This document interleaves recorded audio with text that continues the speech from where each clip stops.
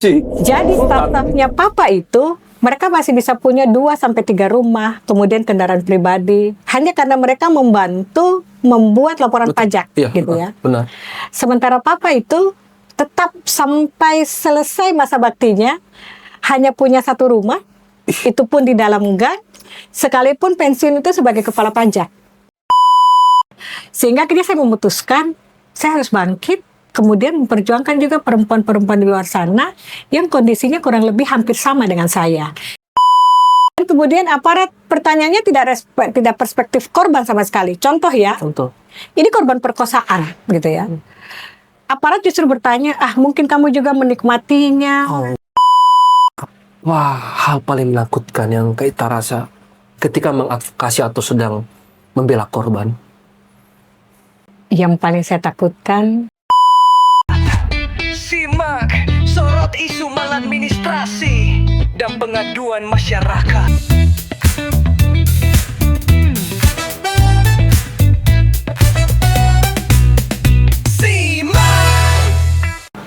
Halo sahabat ombudsman semua, bertemu lagi kita di Simak episode kali ini. Di hari ini, kami kedatangan lagi satu orang narasumber dengan kiprahnya yang luar biasa. Beliau dikenal sebagai aktivis perempuan, bahkan banyak juga yang menyebut beliau sebagai ibu para relawan di Makassar. Beliau merupakan sekretaris dari Yayasan Pemerhati Masalah Perempuan Sulsel, dan saat ini juga menjadi pendamping di UPTD Perlindungan Perempuan dan Anak Kota Makassar, yang baru-baru ini juga mendapat penghargaan dari pemerintah Kota Makassar. Telah hadir bersama kita semua di sini, Kak Alita Karen. Kak Alita, gimana Kak? baik, luar biasa. Baik hari ini ya. Terima kasih sudah Di boleh. tengah kesibukan advokasinya ini, kami undang di sini di kantor Ombudsman Sulsel hari ini Kak, untuk berbagi bersama kita semua di sini kisah-kisah kiprah termasuk juga mungkin hal-hal yang kita khawatirkan tentang bagaimana mengadvokasi perempuan dan anak di Kota Makassar. Jadi sekali lagi sahabat Ombudsman semua, seperti biasa di podcast kita kali ini kita akan bagi menjadi 3 segmen, yaitu 1 kisah, 3 isu, dan 7 fakta. Oke, kita masuk saja ke segmen pertama, Kak Ita. Ya.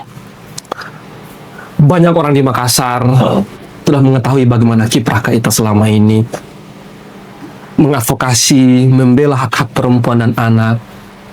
Hanya saja, pasti Kak Ita tidak tiba-tiba menjadi seorang aktivis. Tentu ada perjalanan panjang yang Kak Ita sudah lalui selama ini. Kita ingin tarik di situ. Iya.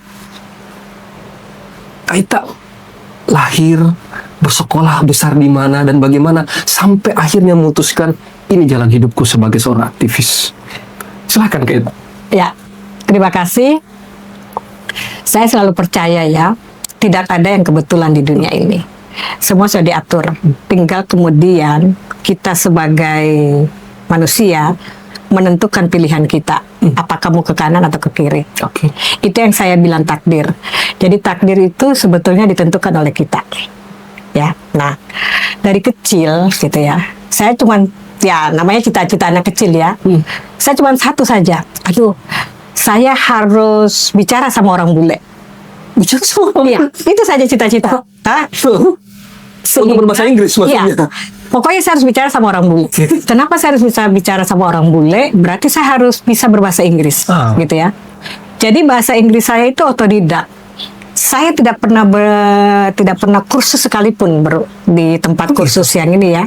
Jadi belajarnya itu hanya lewat film-film. Waktu itu kebetulan ya kami punya televisi. Di Makassar ini? Di Surabaya. Oh, Surabaya. Jadi saya lahir besar di Surabaya. Sampai sampai SMA. Sampai di Surabaya? Sampai SMA di Surabaya. Surabaya juga. Ya. Papa saya seorang PNS ya. Dari pajak yang mendedikasikan hidupnya betul-betul untuk pekerjaannya. Dan ibu saya ibu rumah tangga dengan 9 orang anak. Saya anak ke-6, ya. Wah. Mama itu membesarkan anaknya sendiri tanpa dibantu oleh ART. Jadi semua itu berbagi peran, termasuk papa. Papa di rumah juga tidak hanya kerja, pulang istirahat, tidak. Dia juga membantu kerja-kerja domestik. Sehingga kalau bicara isu gender, kami sudah mempraktekkan mulai dari dulu sebelum gender itu dari rumah. Ya, dari rumah. Sudah belajar soal pembagian kerja. Papa juga mengajarkan anak-anaknya komitmen dan jujur. Oke. Tetap berbuat baik dalam kondisi apapun, gitu ya. Itu bekal yang kami bawa sampai hari ini. 9 anak-anaknya tetap mempertahankan itu, gitu ya. Menurut cerita dulu-dulu, orang kalau dibilang kerja di kantor pajak, itu berarti kekayaan yang mereka punya. Sampai sekarang begitu. Sekarang ya, saya nggak tahu kalau sekarang setelah Orang pajak itu ya, sampai sekarang ya. image-nya masih Jadi sultan. staff-staffnya papa itu, mereka masih bisa punya 2-3 rumah, kemudian kendaraan pribadi, hanya karena mereka membantu membuat laporan pajak, Iya, gitu ya. benar. Sementara papa itu tetap sampai selesai masa baktinya hanya punya 1 rumah, itu pun di dalam gang, sekalipun pensiun itu sebagai kepala pajak. Padahal kepala Pajak ya. di Surabaya loh. Di Surabaya. Pada saat pensiun, papa itu kepala pajak di Manado. Di Manado, iya. Tapi kemudian ya anak-anaknya tetap diajarkan gitu. Mamaku pernah cerita, papa itu pernah dibawakan uang 1 koper oleh pengusaha Cina waktu masih bertugas di Ternate ya, kepala pajak Ternate. Hanya untuk dibantu membersihkan pajaknya. Uang 1 koper, tapi itu ditolak. Gitu. Dan kami bersyukur kami punya dan mempertahankan prinsip sampai hari ini. Itu lingkungan dan didikan dari keluarga ya. Artinya memang dari rumah, Dari rumah. integritas itu memang Integritas itu sudah ditekankan, itu satu. Dan itu membawa saya sampai hari ini. Jadi dari cerita kecil yang mau bicara sama orang bule gitu ya, sehingga pada saat SMP, SMA saya sudah mulai mencari tahu. Kira-kira saya harus masuk di mana? Oh, saya harus masuk sastra Inggris nih, gitu ya. Yang ada Inggris-Inggrisnya kan? Yang ada Inggris-Inggrisnya. Tapi ternyata pada saat masuk SMA, itu baru pembagian jurusan ya. A1, A2, A3, A4. A4 itu bahasa. Oke. Di sekolah saya, gitu ya, ternyata tidak ada jurusan A4. Nggak ada jurusan bahasa. Nggak ada jurusan bahasa, hanya mentok di A3. IPS. Akhirnya saya masuklah IPS, gitu ya. Aduh, gimana ini, gitu ya. Sampai kemudian kelas 3 mengisi untuk PMDK, gitu ya. Ini masih Surabaya ya, saya di Surabaya. PMDK saya lihat, aduh yang ke IPS ini yang paling baik cuman hubungan internasional. Kata internasional. Ada internasionalnya lagi. Kalau tadi ada Inggrisnya, ini Sekarang internasional. Oh, berarti saya harus masuk hubungan internasional. Iya. Melihat lagi di mana, oh semua ada di Jawa. Oke. 5 itu, UI, Unpad, UGM, Unair, Jember. Oh, iya. Satu-satunya yang di luar Jawa hanya Unhas. Hubungan internasional Iya. Unhas. Akhirnya ya sudah pilih Unhas saja. Kenapa Jadi ngambil di luar Jawa? ya, pikiran saya sempit, sangat-sangat sempit saat itu. Saya berpikir begini, Jawa ini masih menjadi pusat informasi. Oke. Sehingga kalau saya keluar Jawa, pertama sainganku sedikit. Oke. Bicara peluang ya. Bicara peluang dan opportunity, kesempatan. Ya sudah, akhirnya saya langsung milih Unhas. Hanya 1 jurusan. Saya nggak milih 2. Oh iya, kan biasa ada pilihan pertama, kedua. Pertama dan kedua kan, kalau PMDK. Saya hanya milih 1. Hubungan Internasional Universitas Hasanuddin. Dan saya diterima PMDK. Oke. Jadi PMDK penerimaan Mas. aduh saya sudah lupa ya. Pokoknya dia Kayak masih SNMPTN sekarang lah. iya, kayak SNMPTN. Jadi bebas tes. Oke. Jadi dari 27 anak HI, waktu itu kami masih hanya 27. Kan HI itu di Unhas tahun 83 ya. Iya. 83 Kita saya masuk lupa. Saya masuk 87. 87. Ya. Sehingga masuklah kami 27 orang HI dengan 4 perempuan. Sisa itu kami laki-laki. Hanya sedikit. Dan benar terwujud begitu saya masuk tahun pertama baru masuk gitu ya. Saya sudah langsung ke Jakarta untuk menjadi utusannya FISIP Unhas dalam lomba pidato dan lomba debat yang dilakukan oleh Tahun ASEAN. pertama. Tahun pertama. Ya karena itu kurang dan akhirnya ya sudah kami bentuk kelompok pelajar ya. Oke, kita maksimalkan bahasa Inggris di situ. Nah, seperti itu.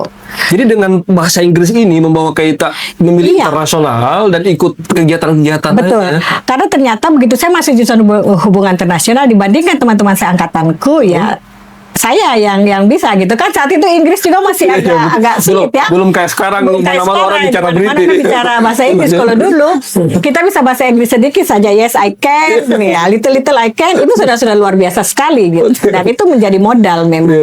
Seperti itu. Oke, akhirnya milih HI. Milih HI. Nah, ini kan HI ini kan di bayangannya orang kan diplomat, ya apa PR dan sebagainya. Terus aktivis. Nah itu dah. Jadi pada saat saya masuk hubungan internasional, saya masih ingat sekali waktu libur dan kemudian pulang ke Surabaya ya.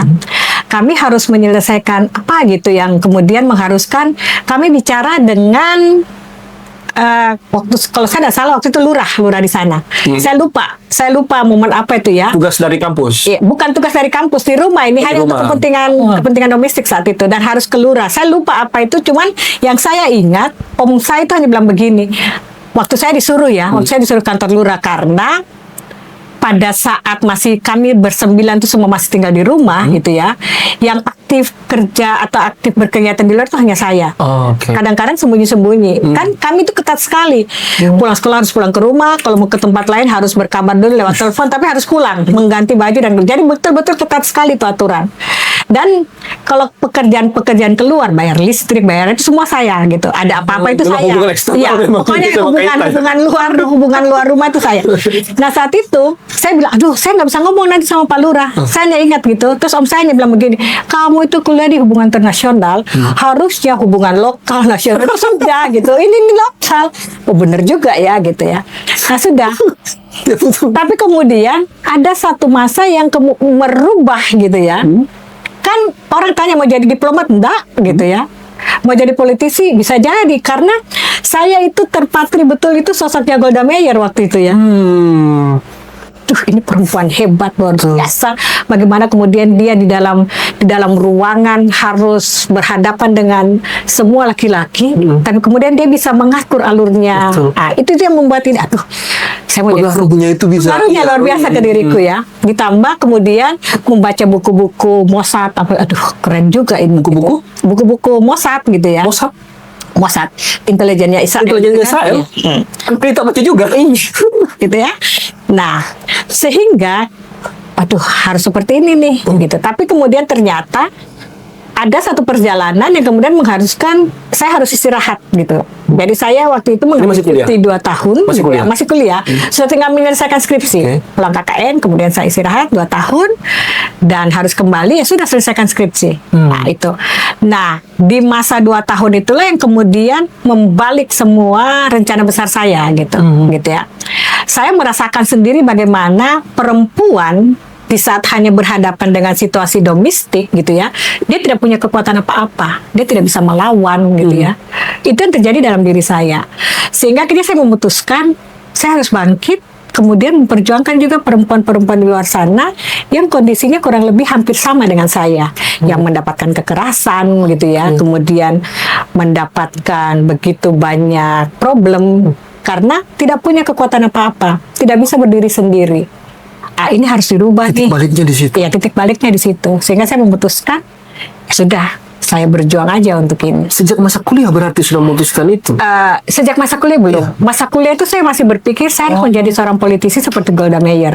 Gitu ya. Tapi pada saat saya kemudian istirahat 2 tahun itu masuk ke dalam kehidupan domestik gitu ya, menikah dan harus kemudian merawat anak, mendapatkan kekerasan dari ini suami, mendapatkan KDRT yang tidak, menurut saya itu seharusnya saya tidak dapatkan gitu ya, karena kemampuan saya harus keluar dari lingkaran ini. Nah, kemudian keputusan sangat berat loh. Iya, sangat berat. Kan orang hanya menerima. Iya. Betul. Ya, saya akhirnya dalam posisi sudah menikah. Iya, sudah menikah, punya anak, dan kemudian harus keluar dari lingkaran itu, meninggalkan anak. Betul. Gitu ya. Itu keputusan sangat berat. Sangat berat. Memilih itu dan bahkan bukan hanya membela diri, tapi membela orang lain juga. Agar tidak terasa seperti itu ya. Dari situlah kemudian kita mulai bergabung dengan NGO. Betul. Di Makassar. Ya, di Makassar. Jadi kemudian saya kembali ke Makassar ya. Saya kembali itu di Surabaya. Makassar. Itu di Ambon. Di Ambon. Ya, Ambon. Kemudian saya kembali ke Makassar. Kemudian menjadi volunteer. Awalnya saya aktif di lingkungan kecil gitu ya, menjadi motivator ODA saat itu. Ada orang dengan HIV/AIDS. Orang dengan HIV/AIDS. Tidak lama kemudian saya menjadi volunteer. Saya menjadi volunteer di SPAM. Itu SPM. Solidaritas Perempuan Angin Mamiri. Oke. Pada saat pemilihan eksekutif waktu itu dulu, pemilihan kepala daerah dan pilpres. Saya kemudian Ini sekitar tahun 2000-an. Pak ya, 2000-an. 2000-an udah ya. Iya. Nah, itu kemudian menjadi volunteer di situ. Kerja menjadi fasilitator diskusi kampung. Nah, di situ mulai saya. Mulai kerja-kerja Mulai fasilitator ya. kerja fasilitasi, Advokasi. ya, fasilitasi. Kemudian setelah itu mulai masuk pelan-pelan. Oke. Akhirnya di yayasan, kalau di yayasan pemerhati. Jadi sebelumnya itu di Koalisi Perempuan Indonesia dan sampai hari ini. Indonesia. Jadi sampai hari ini saya masih menjadi anggota Koalisi Perempuan Indonesia cabang Makassar gitu ya. Saya dibesarkan di Koalisi Perempuan Indonesia. Organisasi yang sangat membesarkan saya dan membentuk saya sampai hari ini. Kemudian setelah di Koalisi Perempuan Indonesia, setelah saya anggota masih tetap, tapi kerja-kerja administrasi, sebelumnya kan saya di administrasi, pegang program. Setelah lepas dari itu kemudian saya masih tetap di KPI, tapi sekarang di Yayasan Pemerhati Masalah Perempuan. Jadi YPMP Sulsel ini sebetulnya sebelumnya adalah forum. Oh gitu. Nah, Sohra almarhum, Sohra Andi Maso yang mendirikan forum ini, Forum Pemerhati Masalah Perempuan. Dan setelah Kak Sohra meninggal, kemudian kami melanjutkan kerja-kerja Kak Sohra ini. Dijadikan yayasan. Karena ada aturan pemerintah gitu ya untuk legalitas lembaga, sehingga forum ini kemudian berubah menjadi yayasan. Tapi kerja-kerjanya, isu-isunya masih tetap seperti itu. Oke, nah itu kita akan masuk sebentar di situ. Kita sudah akan masuk ke apa saja sih yang sementara Kak Ita dalami, Kak Ita advokasi hari ini di Yayasan Pemerhati Masalah Perempuan. Oke, baik, sekarang kita masuk ke segmen kedua. Di segmen ini Kak Ita, ini segmen 3 isu. Di segmen ini kami akan berikan 3 berita, 3 potongan berita, dan kami ingin Kak Ita untuk menanggapi, mengkritik, memberikan perspektifnya tentang berita-berita yang isu yang akan kita angkat di segmen kali ini. Di isu pertama, ini ada berita yang sekarang lagi viral sekali di Makassar.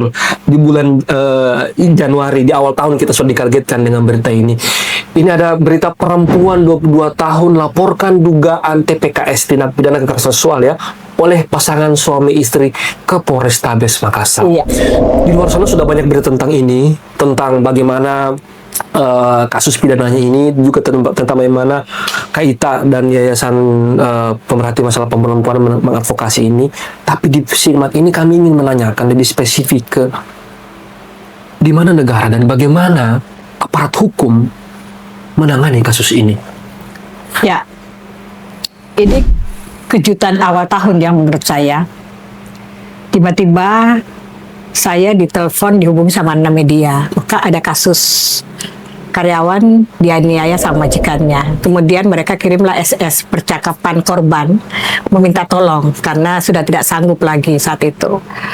Nah, terus karena kejadiannya baru, saya bilang jangan dulu, kita menunggu sampai sebentar malam. Kalau tidak ada kejelasan, kita lapor. Karena ini kan jelas sekali nih kasusnya.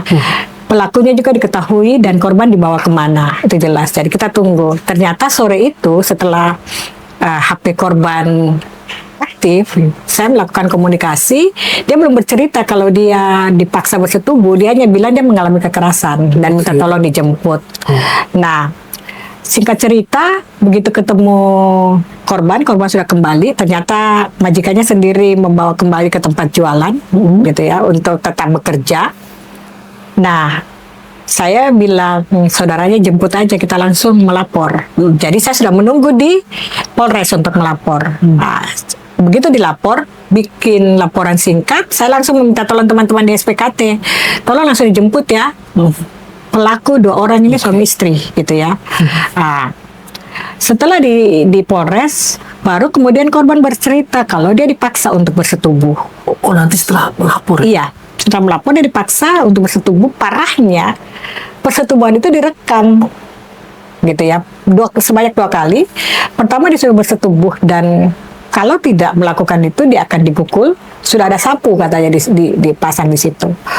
Nah, kemudian istri pelaku meninggalkan mereka berdua di kamar, dikuncikan dari luar dalam keadaan kamera standby di lemari, jadi tersembunyi. Nah, setelah itu masih dipaksa lagi 1 kali berhubungan dan direkam lagi langsung oleh pelaku. Ini kan menurut kami luar biasa ini kejahatannya gitu ya, dan dengan sengaja ya, dalam keadaan sadar melakukan itu. Ya, kami berterima kasih ya kepada Polres Tabes Makassar. Penanganan pelaku saat itu dilakukan sangat cepat.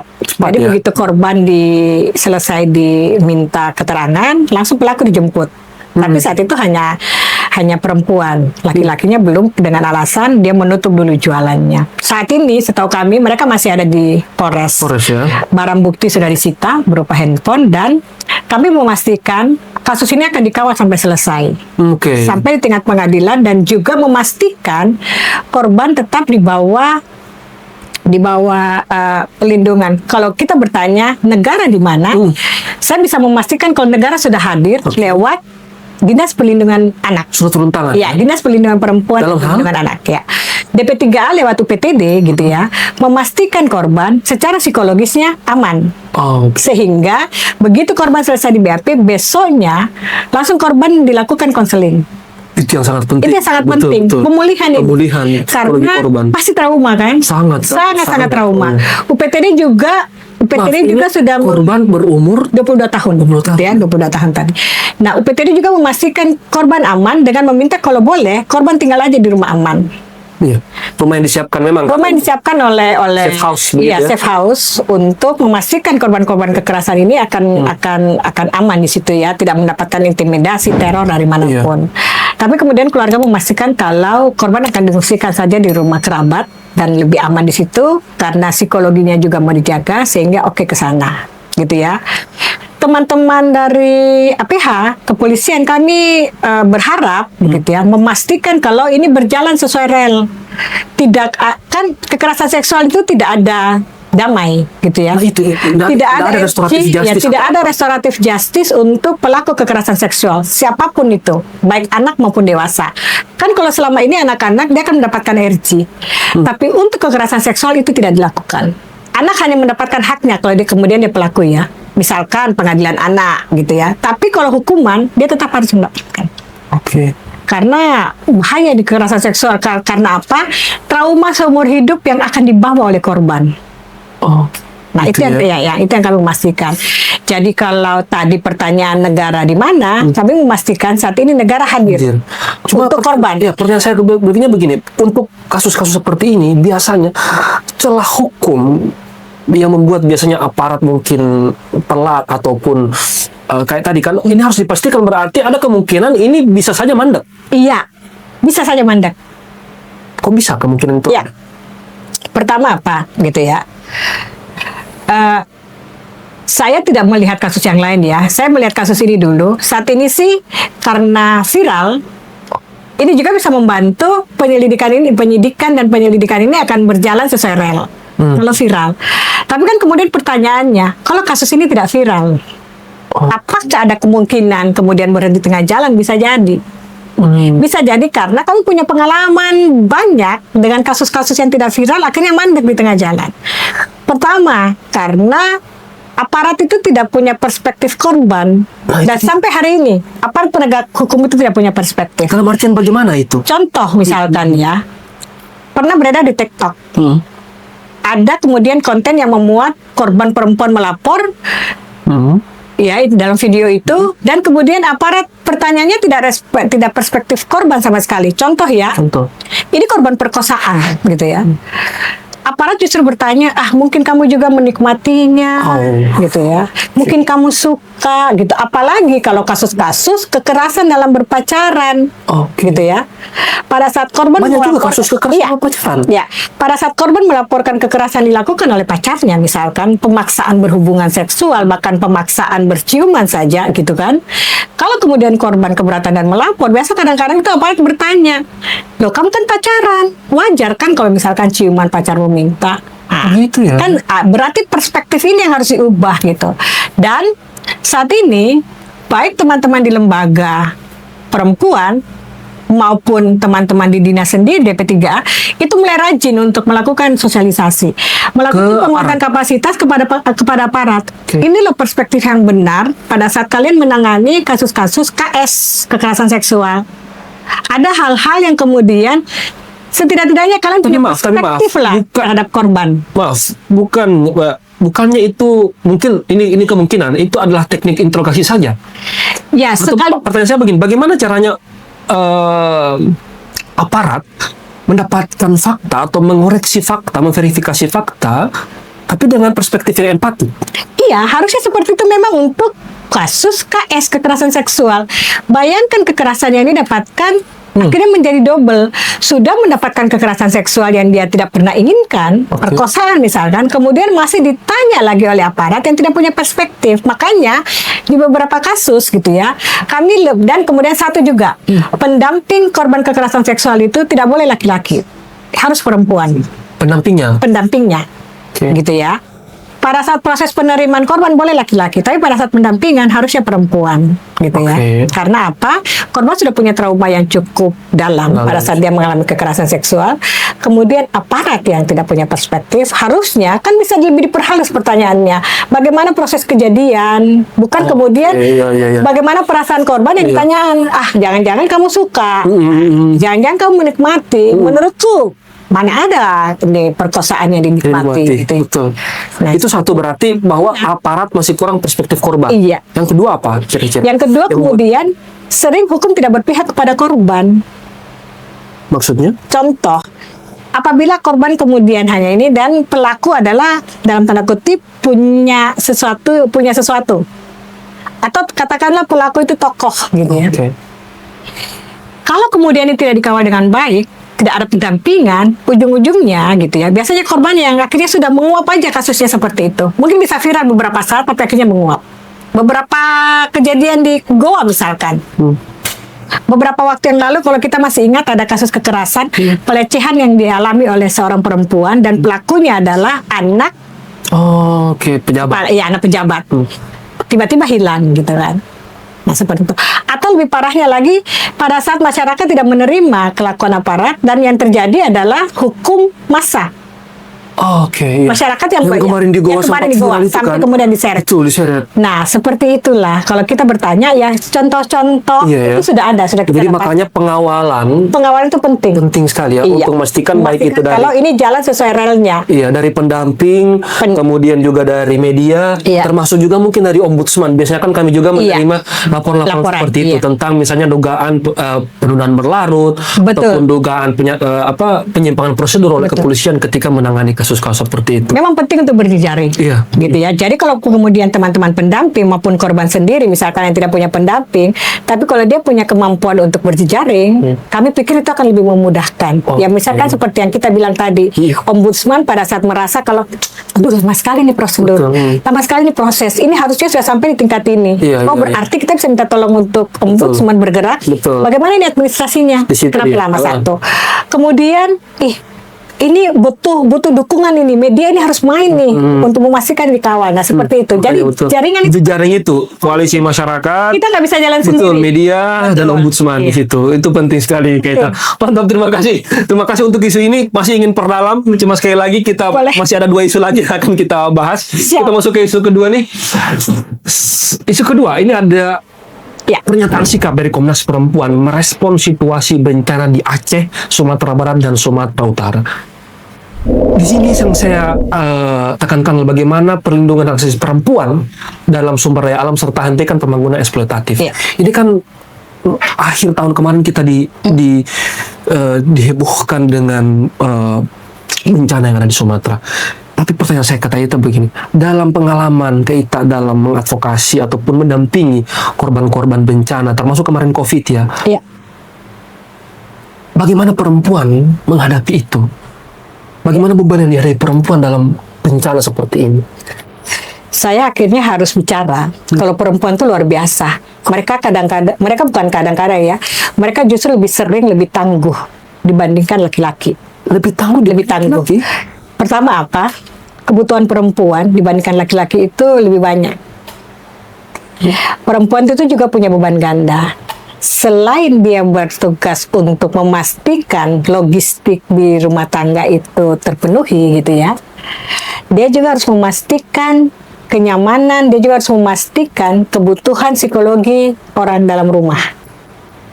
Logistik dan psikologi. Logistik dan Itu ditanggung oleh psikologi ditanggung oleh perempuan. Hampir kebanyakan perempuan melakukan itu, sehingga dia punya beban ganda. Nah, dalam situasi bencana ya, beberapa kali kami turun gitu ya, yang paling merasakan dampak bencana itu adalah perempuan. Pertama, secara kebutuhan pribadi, perempuan itu lebih banyak membutuhkan dibandingkan laki-laki. Oke. Pada saat hadirnya tamu bulanan, dia harus punya persediaan itu, stok itu, gitu ya. Dan ini yang kadang-kadang menjadi luput. Awal-awal itu ini yang dirasakan sangat sulit pada saat mereka dalam situasi bencana, Iya. mereka datang bulan, Betul. tidak punya persediaan pembalut. Iya. Kemudian bagaimana dengan air untuk Iya, memastikan. Jadi Betul. itu sudah beban ganda satu, ya. Laki-laki Kesehatan kan tidak reproduksi mengalami ya, itu. laki-laki tidak mengalami itu. Kedua, mereka punya keamanan diri, gitu ya. Saat ini gitu ya, situasi penanganan bencana itu sudah lebih humanis dibandingkan awal-awal gitu ya. Dalam artian Pada saat bagaimana? dalam artian begini, contoh misalkan pada kejadian di Aceh, bencana Aceh gitu ya. 2003, 2003, Tsunami Aceh. Iya, tsunami Aceh. Itu bagaimana perempuan itu betul-betul sama sekali tidak punya ruang gitu ya. Bagaimana pengungsian itu masih menjadi satu. Siapa kuat dia dapat itu tenda-tenda pengungsian gitu ya. Masih bercampur perempuan dan laki-laki dewasa. Sehingga resiko perempuan mengalami kekerasan seksual maupun kekerasan fisik itu terjadi di situ. Pada saat antri untuk mengambil logistik bantuan itu juga terjadi. Iya. Siapa kuat dia menang, hukum rimba berlaku di situ. Itu awal-awal ya. Tapi semakin ke sini sudah semakin terorganize gitu ya. Jadi pada saat bencana BPBD sudah tahu, oh harus ada 2 toilet ini sementara. Kalaupun ada toilet sudah seperti itu ya. terpisah antara laki-laki dan perempuan. Hunian sementara maupun tenda-tenda pengungsian itu juga sudah terpisah. Dan dipastikan kalau mendistribusi logistik bantuan itu tidak dilakukan di malam hari, tapi di siang hari. Oke. Nah, seperti itu. Begitu. Kebutuhan perempuan itu lebih banyak dan akhirnya mereka menjadi tangguh gitu ya. Contoh ketika bencana. iya gitu bencana. ya. Contoh ketika Covid kemarin gitu ya. YPMP kemudian saya waktu itu masuk dan tinggal di hotel selama 2 tahun. 2 tahun? Ya, untuk ya di karantina sebagai relawan. Jadi pada saat dibuka itu ini untuk relawan, meminta 25 tenaga sukarela untuk membantu pasien COVID yang akan ditangani. Pemprov, nggak ada yang berani. Semua orang waktu itu menghindari COVID. Iya, ya gitu. Kemudian dari 25 Kita malah itu, ya, mendaftar. dari 25 itu akhirnya hanya tersisa 11 orang yang berani gitu ya. Termasuk saya. Jadi kami akhirnya di situ. Pertama 7 dulu baru 11. Jadi 7 itu untuk menangani satu hotel, seluruh kamar hotel yang ada di Susbel. Gitu ya. Jadi diperlengkapi dengan APD apa semua itu. Itulah kehidupan Jadi tiap hari kita dengan Iya. APD waktu itu. Iya, kami nggak keluar. Bayangkan COVID yang waktu itu masih jadi momok ya. Ketakutan orang baru dengar kata COVID saja orang udah pada takut. Momok aib Semua, itu di jadi situ. kami masuk di situ. Iya, aib. Bayangkan. Aib waktu itu kan masih Kami sempat juga, jadi aib itu. ya kami punya tanggung jawab Iya. untuk memastikan korban juga secara psikologis dia aman. Kan terpukul kan kalau itu orang Terpukul pada saat dia masuk gitu ya. Dan bagaimana kejar-kejaran itu ambulans masuk untuk ini COVID dan sebagainya. Dan perempuan itu yang tahan di situ. Jadi mereka di lembaga sendiri gitu ya. YPMP waktu itu mengorganize perempuan-perempuan yang ada di kelompok dampingan. Kami kan punya ini apa? Posko pengaduan JKN. Jadi kami punya posko YPMP. Jadi teman-teman diajar untuk membuat ini sendiri masker kain. Kami Perempuan? Iya, perempuan. Kami kan perempuan semua yang ada di posko ini JKN. Nah, teman-teman itu yang semua mengorganisir, membuat ini, mencari bantuan, dan kemudian kami mendistribusikan, turun ke bawah langsung bagi-bagi itu masker. Memang lebih tangguh. Memang ditangguh. Dan kemudian di Luar pengungsian, biasa. waktu saya ke Palu itu, justru perempuan itu yang mereka sendiri pergi ini, jadi berbagi peran akhirnya. Tapi perempuan yang kemudian disuruh antri. Strateginya apa? Karena sudah perempuan yang pergi, karena mereka lebih duluan dapat daripada kami laki-laki. Oh, pakai strategi begitu. Pakai strategi Malah begitu, laki-laki iya. menyuruh perempuan. Iya, menyuruh mereka tinggal di Mereka tinggal di ini untuk mengambil logistik perempuan yang disuruh maju. Itu waktu di Palu. Nah, Waktu likuifaksi itu ya waktu likuidasi kami Kaita ke sana juga? Ya, kami ke sana. Hari kelima saya masuk. sudah kesana. Masih dengan di mana-mana Aduh, itu mayat bergelimpangan itu, Kak. itu kami sudah masuk ke sana. Masih ada gempa-gempa susulan kecil. Nah, kami sudah turun. Berarti memang sudah pas tadi di awal saya menyebut sebagai ibu para relawan itu. Nah, seperti itu. Bahkan juga dengan Kemen PPA kami mencoba menelusuri hilangnya 7 anak perempuan gitu ya. Yang saat itu orang tuanya merasa kalau mereka masih hidup Di Palu. di Palu. Tapi kemudian kami telusuri itu dengan Kementerian PPA. Saya turun langsung melakukan investigasi, melakukan laporan, membuat laporan segala macam gitu ya. Dan sampai hari ini kalau dikatakan meninggal, hampir seluruh jenazah korban bencana itu didapat, ketemu. Sekalipun yang di dalam tanah apa semua dia muncul. Tapi 7 orang ini sampai hari ini tidak ditemukan. 7 anak perempuan ini. Gitu. Ada yang melihat katanya dibawa sama mobil, kemudian ada yang melihat handphone terakhirnya itu lokasinya sudah di Jakarta gitu. Tapi sampai hari ini belum. Jadi masalah baru lagi Iya, waktu itu masalah ya. baru. Artinya memang dalam kebencanaan seperti ini memang itu ya. Rentan penculikan. Rentan penculikan, apalagi Korban anak dan trafficking. perempuan. Iya. Orang-orang seperti Kaita ini Kak, yang memang karena salah satu yang membuat ketangguhan itu bertahan adalah solidaritas. Iya, betul. Nah, untuk saling rangkul, Betul. saling jaga. Tanpa itu subordinasi perempuan laki-laki akan semakin lebar dia, Iya. akan semakin panjang. Makanya selalu ada tagline itu perempuan jaga perempuan. Ya, perempuan jaga perempuan. Betul. Luar biasa. Kak, terima kasih kita untuk isu kedua ini.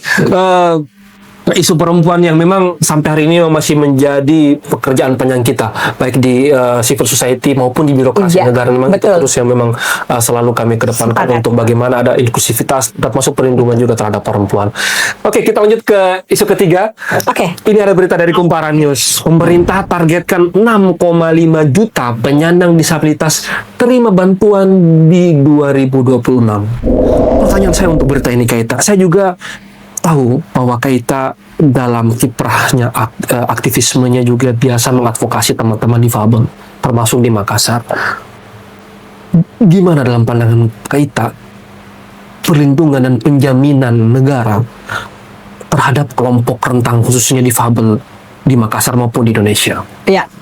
Semoga berita ini tidak hanya menjadi janji-janji surga ya. Atau sesuatu yang supaya enak saja didengar oleh telinga. Statistik yang enak didengar itu. Iya, betul. Karena ini kan hanya angka gitu ya. Angka itu kalau kita sudah bicara kelihatannya wih ideal sekali. Tapi ternyata pada saat implementasi, pada saat praktik di lapangan itu ternyata jauh dari harapan. Bagaimana di lapangan? Kalaupun kemudian 6,5 juta penyandang disabilitas akan terima bantuan seperti apa gitu ya. Kan kalau hanya bantuan yang sifatnya konsumtif gitu ya, sebetulnya hanya instan saat itu selesai. Tapi sebetulnya kebutuhan difabel yang paling penting adalah memastikan gitu ya, bagaimana mereka secara mandiri bisa melakukan aktivitas dan kemudian bisa hidup. Itu sih poin pentingnya di situ. Contoh, kita menyasar dulu dari sisi ekonomi gitu ya. Bantuan apa yang kemudian yang bisa diberikan oleh pemerintah yang kemudian bisa tepat sasaran. Oke lah, selama ini contoh pemerintah Kota Makassar gitu ya. Pada saat melakukan tenaga kerja gitu ya, penyerapan tenaga kerja lewat ini apa yang dilakukan oleh Dinas Tenaga Kerja sudah sangat-sangat bagus gitu ya.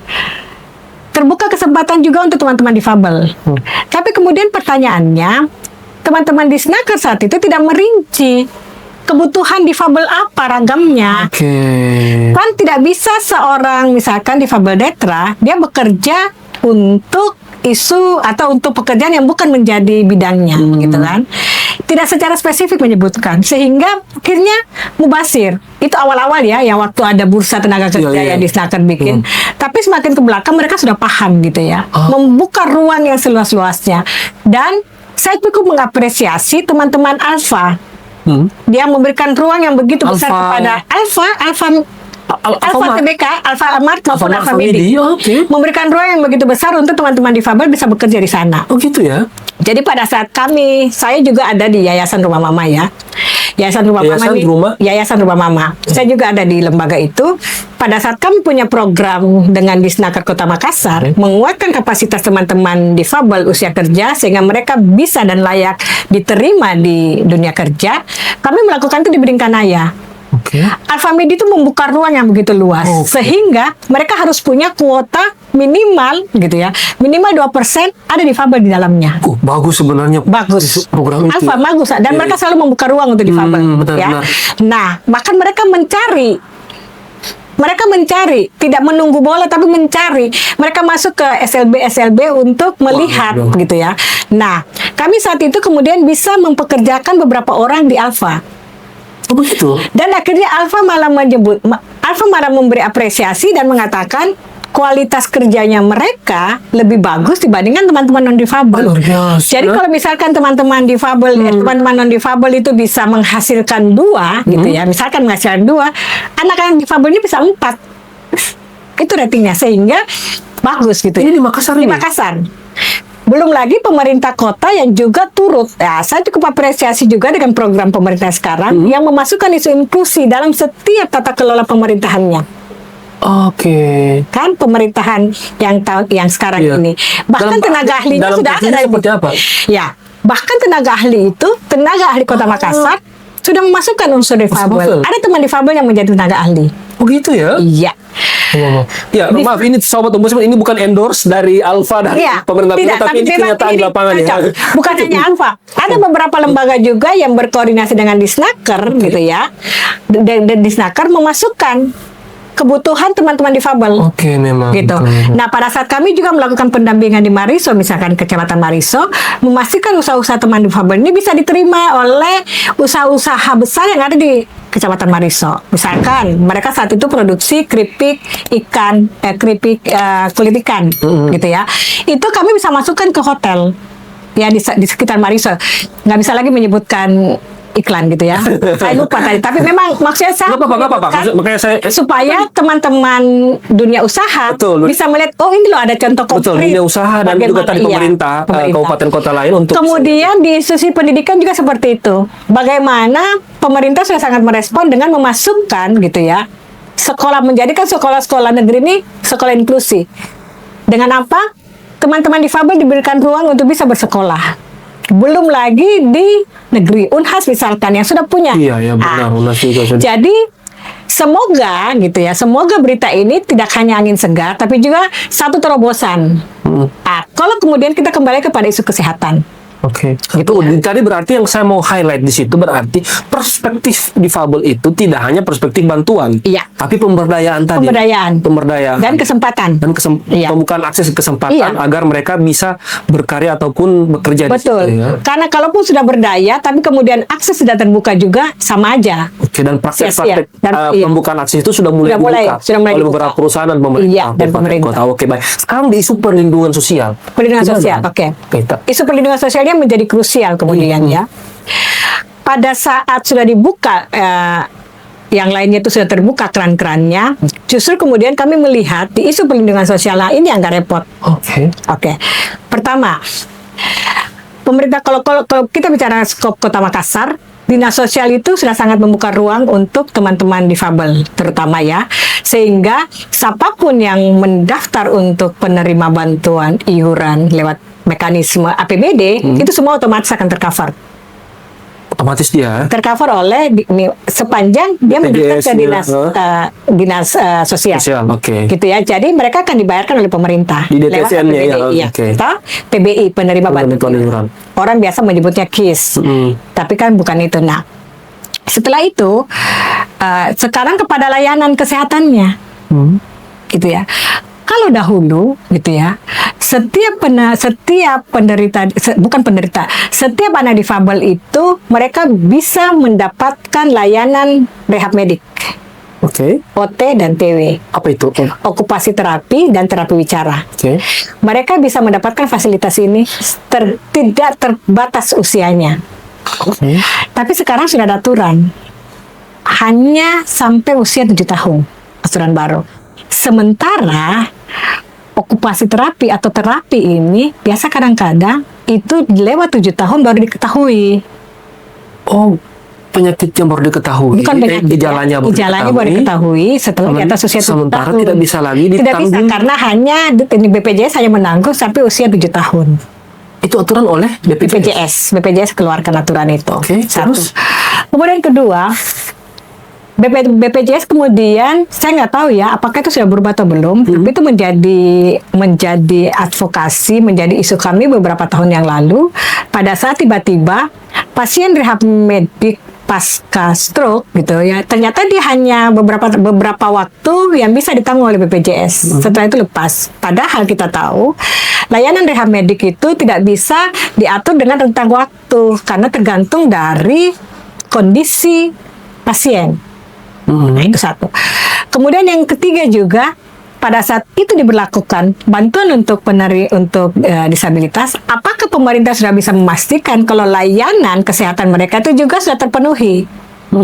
Rehab medik misalkan, klinik-klinik rehab medik, apakah sudah dibukakan begitu banyak ruang untuk bisa tetap dibuka? Emang belum?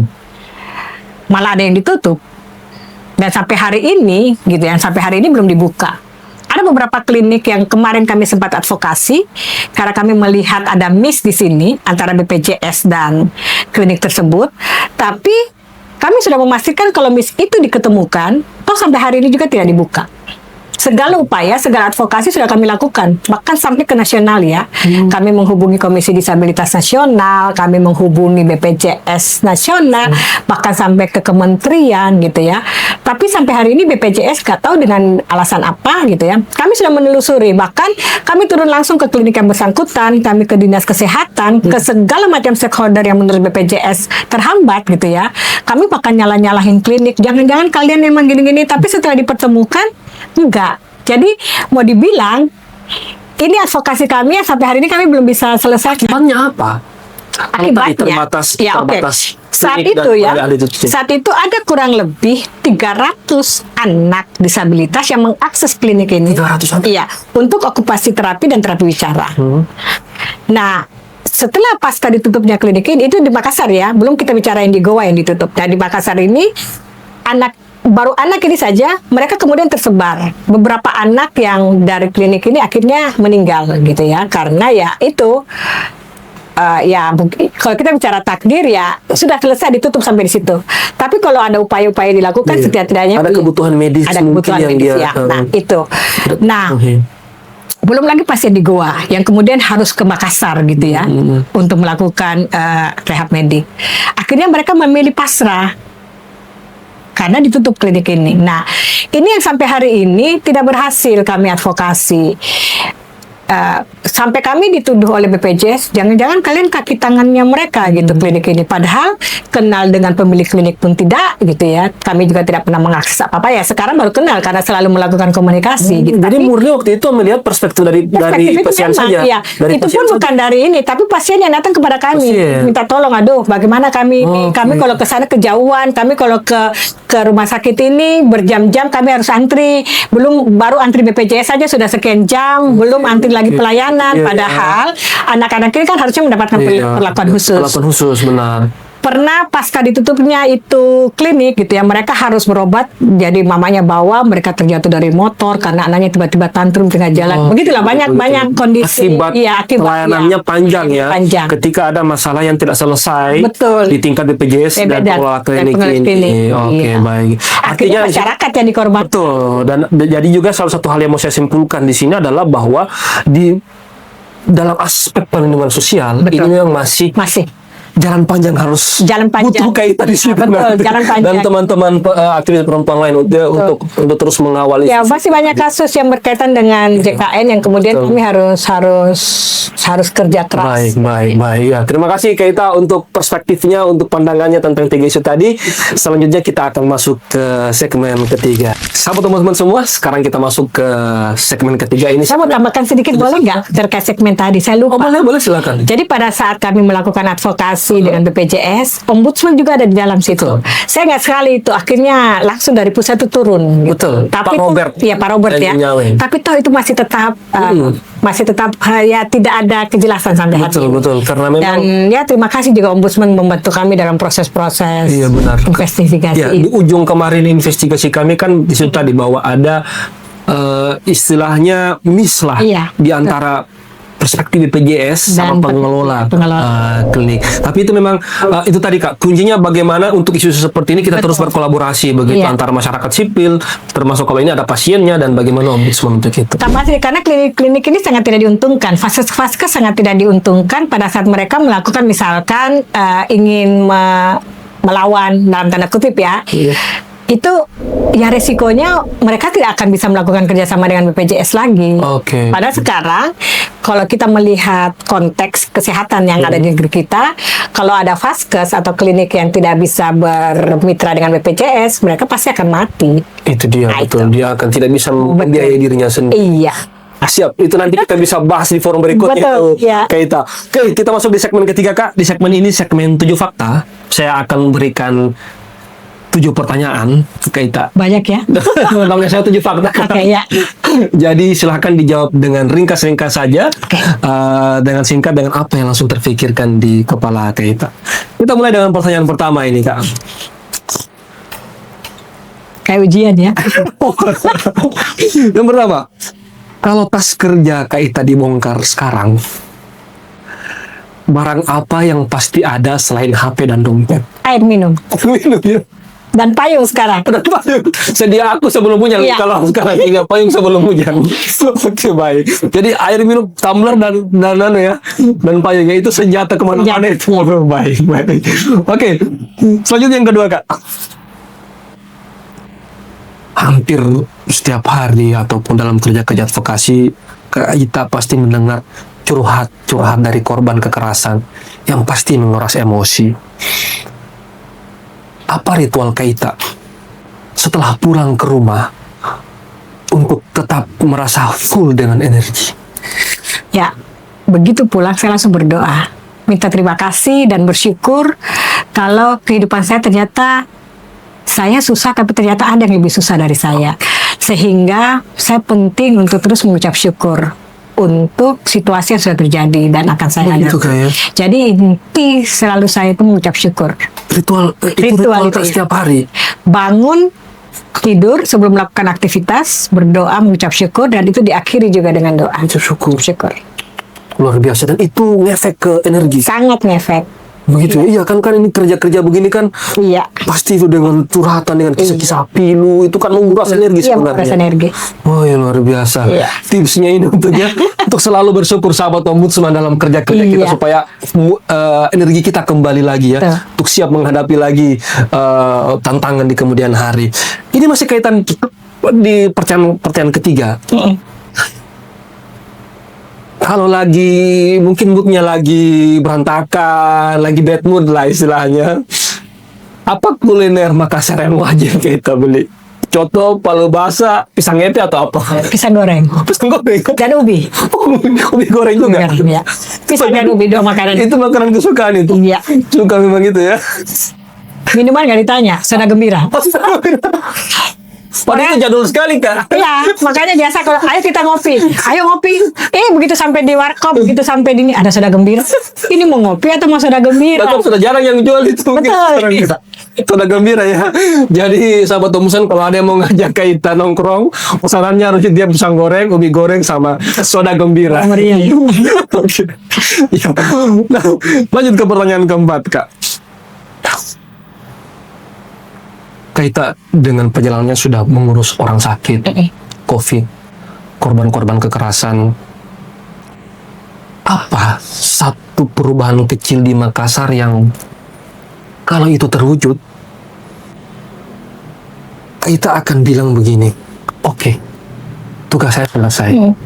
Saya sudah bisa pulang dengan tenang. Apa perubahan kecil itu? Korban sudah berani melapor. Kedua, responsif dari APH dan semua orang mendengar cerita korban. Jadi, dalam konteks kita tidak menyalahkan korban. Karena apapun korban, kita harus berada di sisi korban. Dia mengungkapkan ceritanya saja itu sudah luar biasa. Butuh waktu pada saat dia mengatakan saya korban kekerasan seksual misalkan, saya korban KDRT, itu effort yang luar biasa. Bahkan ketika baru mulai bercerita itu sudah luar biasa. Sudah luar biasa. Baru mau bercerita, apalagi melaporkan. Itu yang kemudian saya yakini bertambahnya korban menurut data UPTD, PPA, dan Dinas Pemberdayaan Perempuan itu bukan karena bertambahnya kasus kekerasan, tapi lebih kepada korban sudah tahu, berani melapor dan harus kemana. Oke, jadi selama ini mungkin banyak. Tapi sedikit. Ini kan fenomena gunung es. Iya, betul. Permukaannya saja kelihatan sedikit, tapi di bawahnya itu ya. Betul itu. Jadi kebahagiaan itu di situ ya. Ketika sudah ada penanganan dari korban, ketika korban juga sudah bisa bercerita untuk melaporkan. Luhur sekali itu kebahagiaan kita. Nah, di pertanyaan kelima ini saya mau nanya nih. Kalau saat ini saya seret juga kita ke ruang karaoke, lagu apa yang akan kita nyanyikan paling kencang nih? Kalau ke karaoke, ya biasanya ya lagu-lagu Iwan Fals. Aktivis sekali, Bongkar. Saya bukan penyanyi, tapi begitu dimasuk apa bongkar dulu supaya tetap mengingat kalau ada begitu banyak kasus yang kita tetap harus peduli ya. Bongkar. Memang sangat aktivis sekali ini pilihan lagunya kita. Bahkan kalau di karaoke, kalau di Inul Vista, kita akan pilih lagu inovasi Bongkar, luar biasa ini sahabat Ombudsman. Oke, pertanyaan ke-6, Kak. Tentu sebagai aktivis, sebagai pembela perempuan, tentu pasti ada rasa takut. Entah dalam kecil atau besar. Apa hal paling menakutkan yang kita rasa ketika mengadvokasi atau sedang membela korban? Yang paling saya takutkan kemudian korban itu pulang dan kasus itu tidak selesai. Tapi hal paling membahagiakan adalah ketika korban itu bisa tersenyum dan bilang terima kasih, kasusku sudah selesai. Ada yang seperti itu ya? Ada banyak yang kemudian akhirnya harus berakhir dengan kita tidak dapat apa yang kita inginkan. Tapi setidak-tidaknya korban bisa melihat bagaimana upaya kita untuk membantu mereka. Seperti itu. Kalau katanya untuk sorok kita sudah melawan, kita sudah sehormat-hormatnya ya. Betul. Baik kita. Pertanyaan ke-7 nih, terakhir.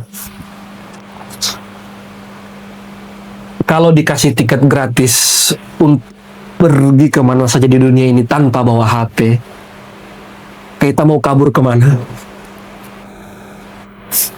Saya itu sebetulnya lebih nyaman pulang ke rumah, gitu ya. Surabaya. Pulang ke rumah yang sekarang, di mana di situ ada anak perempuan yang bisa bercerita tentang kesehariannya. Kemudian saya ke Jakarta bertemu dengan anak laki-laki yang juga akan menceritakan keluh kesahnya gitu ya. Dan kalau kita tanya ada tiket gratis yang mau dikasihkan, saya hanya ingin pulang ke Surabaya. Mengenang masa kecil saya. Merasakan kembali masa kecil ya.